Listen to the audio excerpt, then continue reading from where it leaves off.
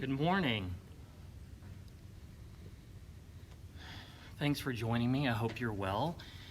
I have a few things that I want to share with you today and questions that I have for you, and look forward to exchanging information with you and talking with you and getting to know how you are. Whether you think our country's overreacted or underreacted to COVID-19 really doesn't matter. We're fundamentally changed by the circumstances that we find ourselves in. And I've heard people talk about this as being the new normal. This isn't our new normal, because there's nothing about this that's normal. We don't know how this is going to play out. There are so many things that are out of our control, decisions on timing and access and opening and not opening. Those are decisions for other people. But what I want us to focus on are the things that we do have control of. And that's us, our teamwork, how we support and love each other, and how we maintain our ability collectively to move this college and community forward.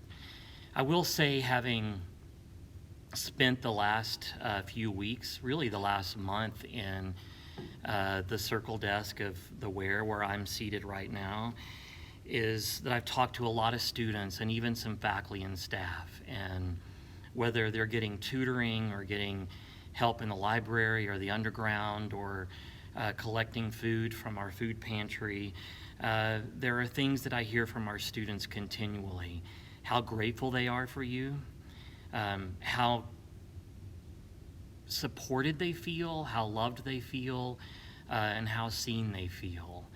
And I've talked to faculty and staff who reflect the same thing. They're so proud of how hard our students are working, and they're so proud of how our college is kind of bound together to move forward, even when others are choosing not to. But I've also heard how scared you are. I've heard how scared you are for your health, for the health of your family, for your family's finances. And those are things that we all have to be worried about. And I want you to know that I personally have tried really hard to put people first through this process and how we respond to it. But the one thing that I don't want you to worry about is, I don't want you to worry about your job or worry about your classes. I want you to know that we're going to get through this, and we're going to get through it together. Now, we may never be the same, but I know this about you, that it'll be our resilience and our dedication and our forward thinking that will define our response to this crisis. Our values and our purpose are even more important now when you think about our community and what it's going to need to survive this and to come out from under it. They're going to need our innovation. They're going to need our commitment to family. They're going to need us to get to a yes. And they're going to need us to have fun with each other while we do it. This college and you, as our students and our employees, are the economic foundation for this community. And our students' employers cannot recover unless we are making our typical AC magic. So let's be thoughtful about who we want to be when this thing is all over. Who are we going to be on the other side of this? And as difficult as it is, I think there are going to be lessons that we can learn from this, ways that we can improve. I had an employee earlier this week that joked it used to take 10 signatures to get something done that we're doing with an email. Maybe when we get back into our offices and our classrooms and are on campus, we will have learned ways that we've simplified our processes and improved our systems. This doesn't have to be a fruitless exercise. I know it's painful and it's scary, but it can also be one that informs us and strengthens us and makes us better. I'll say that I see so many other schools hunkering down, waiting, they're wishing, they're worrying, And here's what I know is that those schools that are hunkering down are the schools that are going to emerge from this weaker and more vulnerable. I think Amarillo College will emerge from this stronger because we will aggressively move towards the goals of course completion, of graduation, of economic and employment success. And we can do those things together. But this is what I know, to do those things, to make the typical AC magic, before we talk about student life and graduation and the projections for COVID-19 in our community and timelines and finances and public health, before we can talk about those things, I just want to know how you are and what we can do to help you. So go to the comments sections right now and give me 2 words that describe how you're doing right now. And then after you do that, tell me how AC can better support you and what I could be doing to ensure that you have what you need. I'm going to give you a few seconds to do that, and I'm asking you to engage with me right now. Tell me how you're doing, and then tell me what we can do to help you and support you.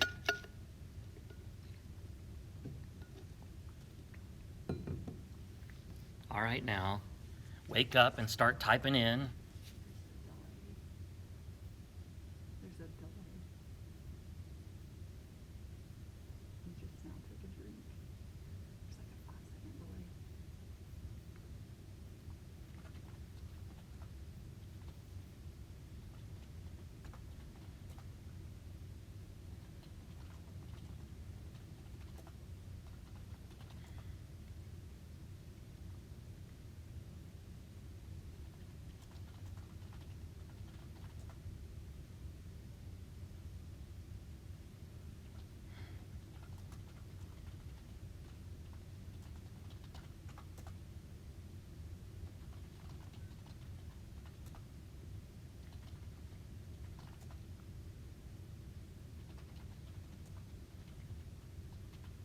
Please keep those coming. I'm so buoyed by what you're writing, and I think seeing my own self in the words that you've used to describe, I'm really thankful for you, and I'm thankful for the opportunity that we have to learn what our strengths are and to deepen our skill sets. But I'm also stressed by this, and my entire family's at home.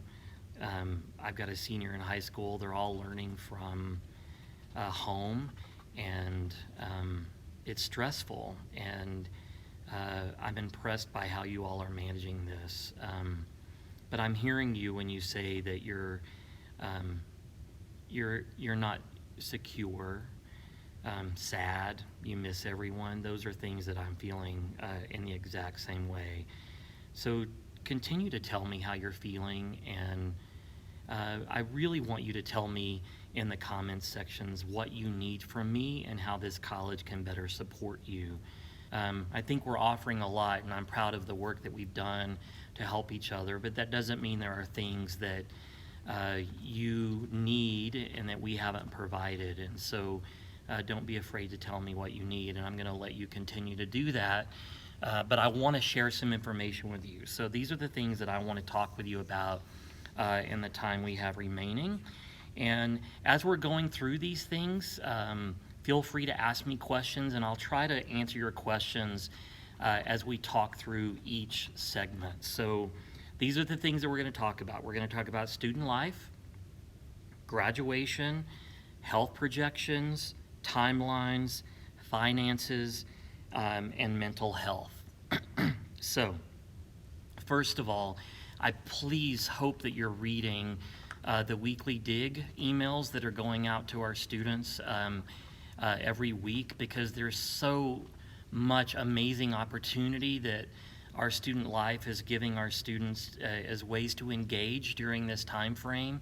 I know that our students are stressed and working on classes, and I see them come through the Ware going into the underground or the library every day. I know how hard you're studying and working, but that doesn't mean that you still don't need to engage with each other, and that it doesn't mean you don't need to think about your own personal development and your skill development outside the classroom, and Student Life has put together a really good list of opportunities every week for you to engage with each other in the college, and some TED Talks that you can watch. And I'm really proud of Hector, our student body president.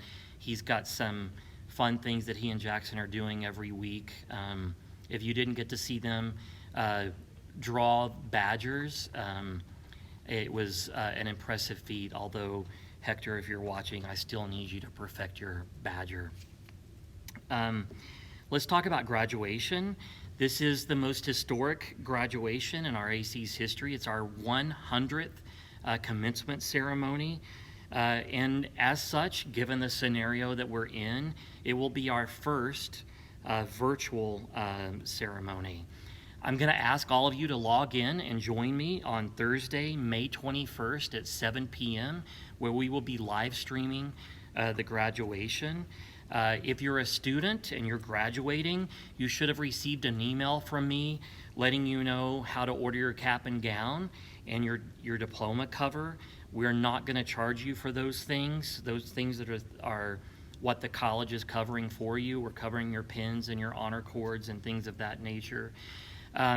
We want you to take a picture either by yourself with your cap and gown and diploma cover, or with your family and friends.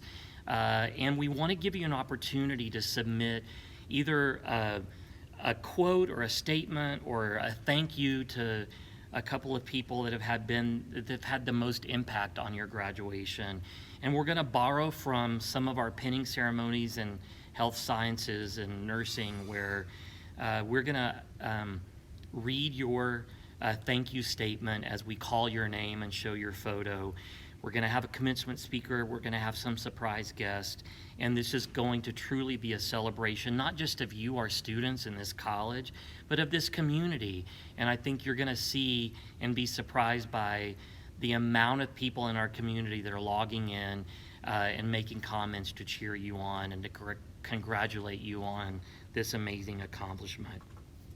You can go to actx.edu/graduation to learn more information about when you can submit your photo, how to order your cap and gown and diploma cover, and when you can receive those. But I'm excited about this. It's not ideal.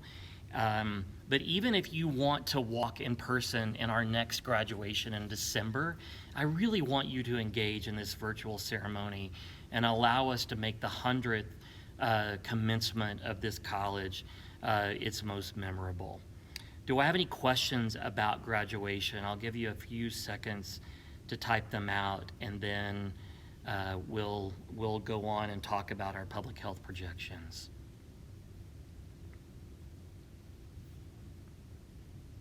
Okay, I'm not seeing any questions about graduation. We've got some questions that I think are really important, and so I want to answer them now. One is, when can we get the testing center open for GED testers? We are working, had conversations this morning with Denise Skinner, the VP for Student Affairs, and the testing center team. They're developing a plan, and you'll get information about that center opening again soon to better serve you. Graduation is an important opportunity for us to celebrate what's really remarkable about this college. One of the other remarkable things about this college, many of you know Colin Witherspoon, who's our Executive Director of Data Analytics, and in true Colin fashion, he has combed data on everything COVID and developed his own data analytics predictive model on what COVID is going to look like in our community. So far this week, his predictions have nailed the numbers of positive cases we would have every week or every day. And so I feel a lot of confidence in what he's projecting. What he's telling us from his model is that the peak of COVID-19 positive tests in our community would be May 13th. Our timeline differs from other places in the nation. The first case of COVID in Amarillo was only 26 days ago. So other parts of the country have gone through this before we did. Because of that, we've learned a lot. I think the shelters in place are working to flatten the curve, which will ensure that if we do have continued growth of COVID-19, we can hopefully not overwhelm our health systems to ensure that fewer lives are lost. Only about 1% of our population in the region have currently been tested. And I think you may have seen the president talk yesterday about what would have to be in place for states to reopen, and testing is central to that. And so we'll be looking to our state for leadership and partnership, and looking to the city to grow the testing availability in our community. And the more testing we can have, the more assurances we can have when we do come back. What that means, though, is that because we've only had 1/6 of our population tested, that our numbers, our official numbers, are probably much lower than what are actual positive cases in our community, which is why it's really important that you stay home and do what you've been doing, that you wear your mask like I'm doing every day in the circle of the Ware Student Commons, and that you follow the hygiene guidelines that the CDC has put out, and that you only come out when it's absolutely necessary. One of the reasons we have the Ware open is that we have a lot of students who don't have access to the technology at home. And so it's absolutely necessary for us to keep the underground open and the library open. We're doing that with every precaution possible. And I've wiped more surfaces and used more Clorox wipes and sprayed more things and hand sanitized more than the rest of my life combined in the last 3 weeks. But I think it's really important that we take care of ourselves in order to take care of each other. I'm looking to see if we have any questions about the public health projections that we can answer. So one of the questions is, can AC help us get masks for employees and students? We're working on that. We are working with our hospitals to 3D print PPEs for our hospitals in case they need them as this thing grows. But as you know, masks are really designed for our public health officials that are on the front lines of this. And so our job is to make sure they have the resources they need before we divert resources to ourselves. AC has shared the model with a couple of city employees, and they feel like it aligns with their own projections. And that, I think those are the only questions we have about the public health projections. The key is it's in our community at a higher rate than what's been tested, but we can control our interaction with it by continuing to do what we've been doing and working remotely. So thank you for privileging your health and ours by doing that. I want to talk about timelines briefly. So no matter what happens, the college will remain in phase 3 as it is right now through this semester, May 22nd. Even if the governor and the president say everything can open for business, we have done so much shifting and managing that I think the best thing that we can do to protect each other's mental and physical health is to stay in the format that we're in right now through May 22nd. I would say if you look at the projections that Colin's given us in his model and that the city's looking at, that we are probably going to stay in phase 3 through the end of summer 1 before we start rethinking what comes next. My goal is that maybe in the middle of summer one, we can come back to our face-to-face interactions in class and with each other in our offices. But we're going to let the data and your health and safety drive our decision makings on that. But no matter what, we will stay doing what we're doing through May 22nd. A committee of people have worked on things like Kids College and have made a recommendation so families can start making plans that we are going to suspend Kids College this summer. I don't like doing that, but the situation is so fluid and the preparation required is so great that we can, I think, safely let our families know that we won't be having kids' college events this summer, and I apologize for that, and I'm sad for it for my own kids that are going to miss out on various activities. When we do reemerge, we will have a really thoughtful implementation plan for reemergence. So whenever that is, it'll start with Cabinet, who will come back and make sure that everything's in place. Then we'll bring our supervisors back. Then we will bring all of our employees back. We'll work with our employees who are most at risk health-wise for alternative plans as needed. And then we will bring our students back to our campuses with a couple of really important exceptions. The governor has deemed that certain technical education fields in health and manufacturing are considered essential. And so starting next week, and at least in summer one, some of those classes will come back together in a really protective environment to re-engage in some of those hands-on lab experiences, because the jobs that our community are going to need are critical, and we've got to keep producing the employees that our community is going to need. Any questions about the timeline that we can answer for you?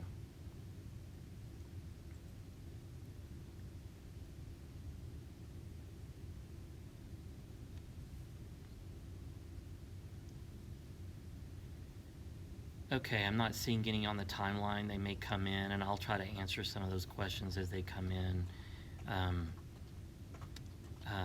as we go through this.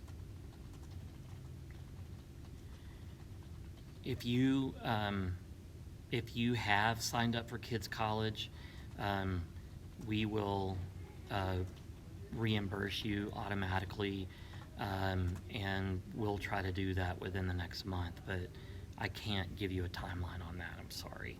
We'll try to get that out to you. I want to talk about some financial resources, and then I want to talk about mental health resources. So you may be aware that the CARES Act provided financial resources to every higher education entity. We were given as a college $4.7 million. Half of that has to go to students for emergency aid, and the leadership team and I are talking about ways that we will offer that support to students. But here's what I know right now, that if you're a student, separate of the CARES Act, we have hundreds of thousands of dollars that we've set aside for emergency aid. And if you will go to the Advocacy and Resource Center and engage with the social services, I think the email is thearc, THEARC, @actx.edu, and let them know what your emergency needs are. We will try to connect you to those resources. The social safety net has expanded. The state has extended SNAP and other benefits.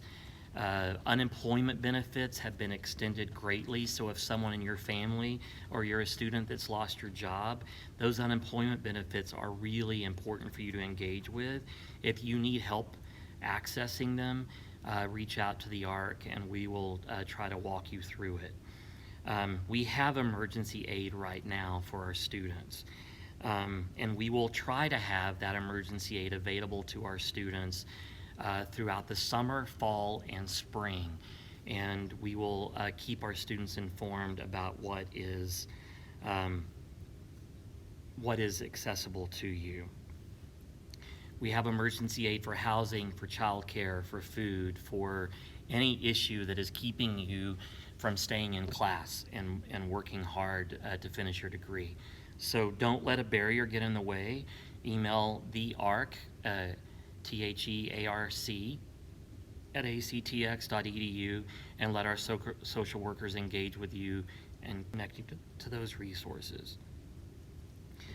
We will use a small portion of our CARES Act funds for the college to have an emergency aid pool for our employees.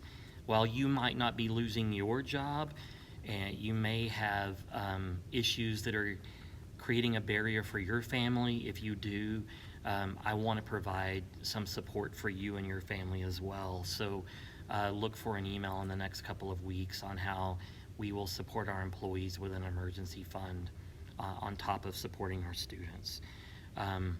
Here's what I know. This is really for our faculty, staff, and students. This is going to create a financial crisis for our country. It already has. Our state is going to constrict the funds that are available to higher education, but these are commitments I make to you. We're not going to raise tuition on students this year, and we are well positioned this year to meet whatever financial crisis is thrown at us. We've been through this before, and we're ready. I wish we had a few more years where we weren't completely reliant on state funds. We're still reliant on the funds that will probably be reduced, but we have healthy reserves, and we have streamlined this college and ensured that this college is ready to face whatever financial crisis it is before us. That doesn't mean things aren't going to be difficult, and there are things that we're going to have to do without, things that were critical and that we need. We're going to have to be creative in finding other ways to fulfill those needs. But we're not going to panic in this financial situation. We've been through this before. We survived it, and we're going to survive this one. We're better prepared for this one. We've been preparing for it, not knowing when it would come. And I'm just so grateful to you for your hard work, your dedication to each other, your support of this college and me as we do so. Any questions that you have about our finances or the financial resources?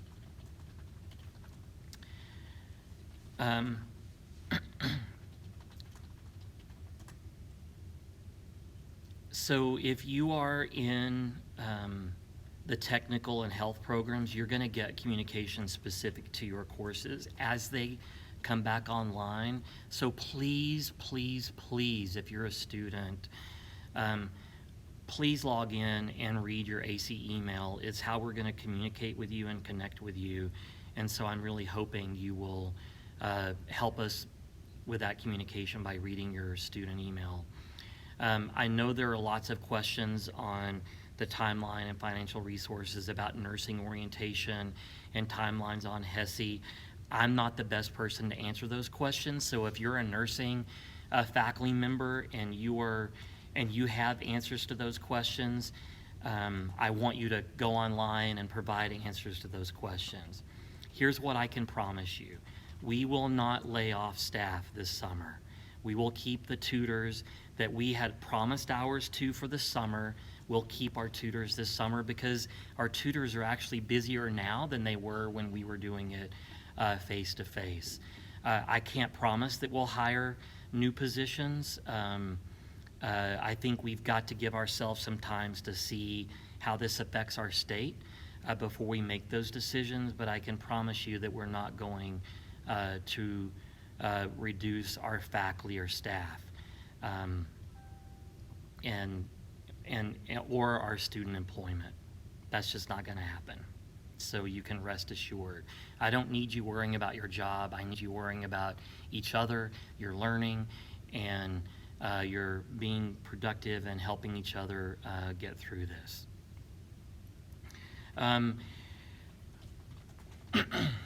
If you need a transcript, you can call Ask AC 371-5000, and they will connect you to transcripts, or you can go online and order a transcript right now at actx.edu. Really helpful. The website's really helpful right now. I want to talk about some mental health resources. Even in your list of how you're doing and in some of your questions, faculty and staff and students have referenced mental health. Right now, mental health is more important now than ever. We have free and confidential resources for both students and faculty, and I want to remind you of what they are, and I beg you to take advantage of them. That's what they're there for. For students, we have a counseling center that is holding virtual appointments. It will still be a virtual appointment, but you'll be able to log in and actually see each other face to face and make those connections. There's a private space in the Ware here. You can check in with me if you don't have the technology at home, and I'll take you to a private office that's been disinfected and let you log in and visit with your counselor that we have available for you. And we have virtual walk-in time slots. So if you'll go to the website, and the AC website, and in the search just type in counseling during COVID-19, you're going to see all the resources come up that I'm talking with you about today. Student Life is working with our counseling center to offer Feel Better Fast stress relief workshops. They're every Wednesday from 11:50 to 12:20, and you don't have to reserve a spot. You can drop in virtually and engage with those. And we also have Therapy Assistance Online, TAO. It's an interactive online self-help resource with tools and exercises where you can learn to manage your mental health. It's at actx.edu/counseling. For staff, you also have access to TAO, that same service, the interactive online tool. There are virtual visits that you can have that are covered under your AC medical plan. And there are virtual doctor's office visits that provide both physical and mental health counseling, and I really want you to take advantage of those things. Again, we have an employee assistance program that's free, that has free counseling sessions for AC employees. I know mental health is an issue. I see the stress in my own family. I feel the stress myself. And sometimes it's just easier to talk to someone about how you're feeling and to get tools and exercises that can help you manage your day more effectively and proactively. Go online and take advantage of these resources. Make an appointment with our counselors and help us talk you through it. If you have any questions about that, then ask them online, and we'll try to circle back to answer them. The last thing on mental health that I want to talk about is that domestic violence and child abuse, because we're all constricted to smaller spaces with each other, is on the rise nationally and internationally. And I want to give you some numbers to call if you're struggling with this in your home. Call the National Domestic Violence Hotline. It's a toll-free number, 800-799-7233. 800-799-7233 is the national hotline that can provide immediate assistance for you. Additionally, Family Support Services has a 24-hour bilingual crisis hotline, and so I want you to write this number down, and we'll put it in the comments as well. Sadie, if you could type these numbers in the comments, that would be awesome. The Family Support Services 24-hour bilingual crisis hotlines number is 806-374-5443.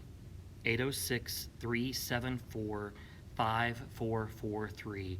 That is for the Family Support Services 24-hour bilingual crisis hotline that can help you if you're in a domestic violence or child abuse scenario, but it can also help you if you're just in a financial crisis and need help. And our Advocacy and Resource Center and the social workers at the ARC at actx.edu can also connect you to resources. And the final number, if you suspect child abuse or neglect, is to call Family Support and Protective Services directly, and that number is 806-252-5400. These are challenging times. We're not going to get through it without helping each other and without seeking help, whether that's for your mental health, your physical health, or your financial health. We have resources in this community, in this college, to help you. Just ask you to give each other some grace and love in this process. I'm seeing comments where our students are feeling especially stressed because they're teaching their own kids at home, they're taking classes with you, they're trying to get work done if they have a job. Oftentimes by sharing one piece of technology with multiple people in their house, and they're just needing some grace and flexibility. At the same time, I hear from our faculty and staff the same thing, that they're having to provide flexibility in scheduling and deadlines because they too have limited technology at home and are trying to teach their own kids and managing their own job. We're going to get through this. This isn't normal, so don't treat it like it's normal. And if you're struggling, either as a student or as a faculty member, then just reach out and tell each other what you need from each other, and see if we can find ways to support the needs that you have. I do want you to know about one event, and that is that we're going to have an Ask an Enrollment Expert event on Thursday, April 30th at 6 p.m. It'll be a live stream Q&A with Cassie Montgomery, the Director of Outreach Services, that are going to answer any questions you have about enrollment, this summer, in the fall. Any questions that you have about enrollment, those are things that we want to help you with, and so you'll be getting an email next week with more details about that live stream. I'm going to take a few seconds to look and see if we have other questions that we can answer. So Karen, Sadie, I'm going to let you show me some questions.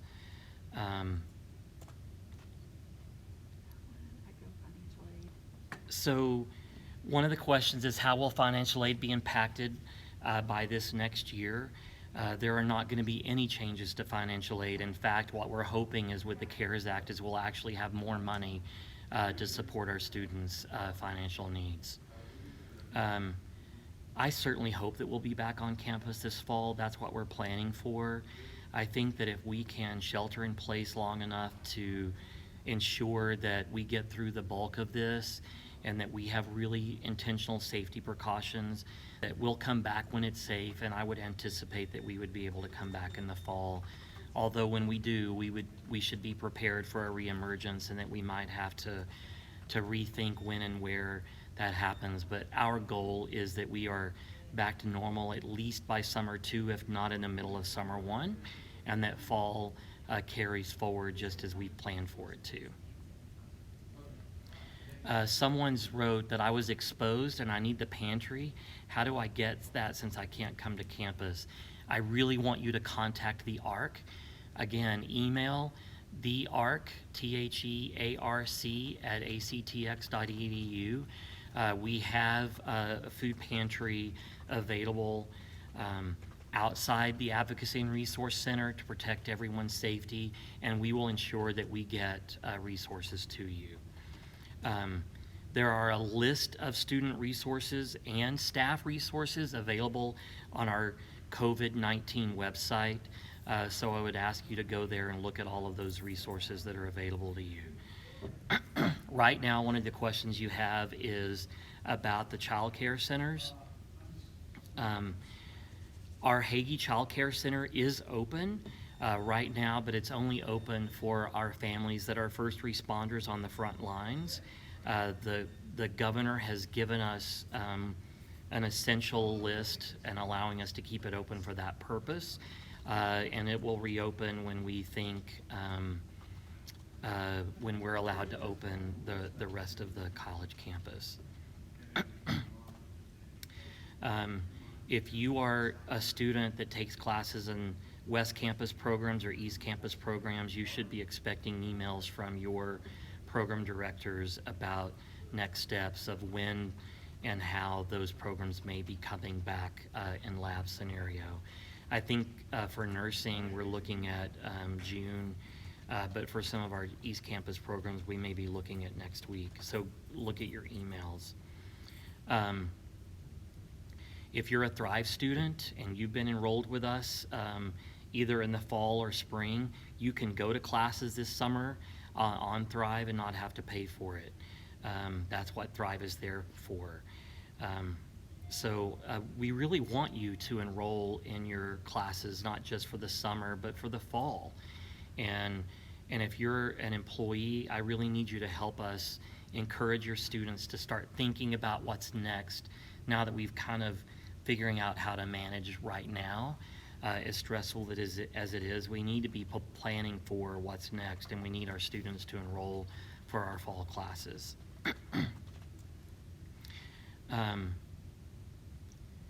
Are there other questions that you have before I talk about our last issue?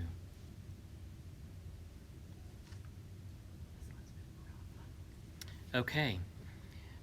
Here's the last thing that I want. I'm going to ask you to share initially. I want you to care to share. So we're creating a new campaign to spread good news and inspirational stories about how you're managing to survive in this crisis. So whether you're a student, an employee, a faculty member, I want you to go on your social media and share your inspirational story about how you're managing, share your good news. If you're a faculty member and you have a student that has worked incredibly hard to overcome odds, go online and use the hashtag ACCareToShare and tell us about that amazing student. And if you're a student and a faculty member or an employee has done amazing work to help you through this crisis, then use the hashtag ACCareToShare and tell us your own stories or the stories of other people around you that can provide some inspiration and a bright light at a time when our college and our community need it. I know, and for that point, when you share on the hashtag ACCareToShare, your story may end up on one of our digital billboards and end up on our website and our social media platforms. And so I want you to tell us, care to share how you're helping each other or what you're doing personally to get through this. And we're living through an unusual time, and that usually means that people are doing unusual, inspiring things. So tell us what's inspiring about the people that you're working with or learning with, and let's inspire each other through this process. I'd like to ask you to go to the comments right now and give us a quick care to share. Give us an example right now, and let's stick together. I want you to know that your leadership team and I have worked hard to put students and staff and faculty first. We're doing everything we can to protect you as we continue. I'm really proud of you. I hear from students every day about how miraculous your support has been. And I just want you to know from a personal standpoint how proud I am of you and how grateful I am for you.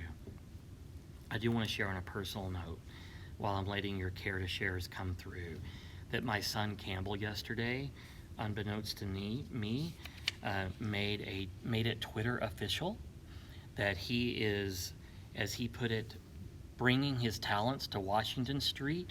He enrolled yesterday with the help of 3 really incredible advisors, I hear, as an official AC student for the fall. And so I'm proud that my own son is going to be a student at this institution learning from you, because I can't imagine a better group of people to love him and the rest of our students to success. So I just want to thank you all. You're doing some really magical things. I'm looking at the conversations you're having with CTL about the problem solving that you're engaging with to get your classes up and going, and the really exciting, engaging activities that you're using in your classes, that learning hasn't stopped in this process. And so I'm really grateful to our faculty for digging deep and making this happen in really short order and miraculous ways. I'm proud of our CTL and library staff. I get to see you every day, going above and beyond and making sure not just that the space is open and available to students, but that you're doing everything possible to support our employees and our students' learning. I want to give a shout out to the bookstore. I see Andrew every day helping students fix technology, even technology that they haven't rented through him. And our TIC, our Technology Information Center employees, are doing superhuman work and making sure that your technology at home is supporting the work that you're doing, whether you're a student or an employee. The business office is making sure that checks are being written and reimbursements are being made to students, and that our processes is continuing, and payroll is making sure that you're getting your pay, whether you're an employee or a student worker. Advising, I see every day making magic happen, loving students to success, whether it's in person or online. I'm really proud of you. And I've had the occasion in the last couple of years to travel the country telling the magical story of our culture of caring. And it means so much to me to see you exhibit that in such profound ways. You make me proud. You make me proud to come sit in this circle desk every day, fighting for you and advocating for you. I can't promise that it's going to be easy over the next year to 2 years. We're going to face challenges, but I'm not worried about them because I know who you are, I know who we are, and I know who I am. And we are going to thrive on the survival of this when other schools are going to cower. So be strong, be safe, take advantage of all the resources that we put in place for your mental health, your physical health, and your financial health. Those resources are there for you to take advantage of, and it takes real strength to reach out and ask for help. So don't sit at home worrying. Have some courage and strength and ask for that help, and we'll be here to provide it for you. Any other questions that we can answer for you? Go to actx.edu/counseling. Go to actx.edu/COVID-19 to see all the resources that we have available to you. Read your email. I'll continue to come back and talk with you in this medium as new information emerges. In the meantime, please be safe. Take care of yourself and those that you love. Privilege your safety and the safety of your family, and continue to move forward. Learn, work hard, and give each other grace in the process. Much love. Take care. Bye-bye.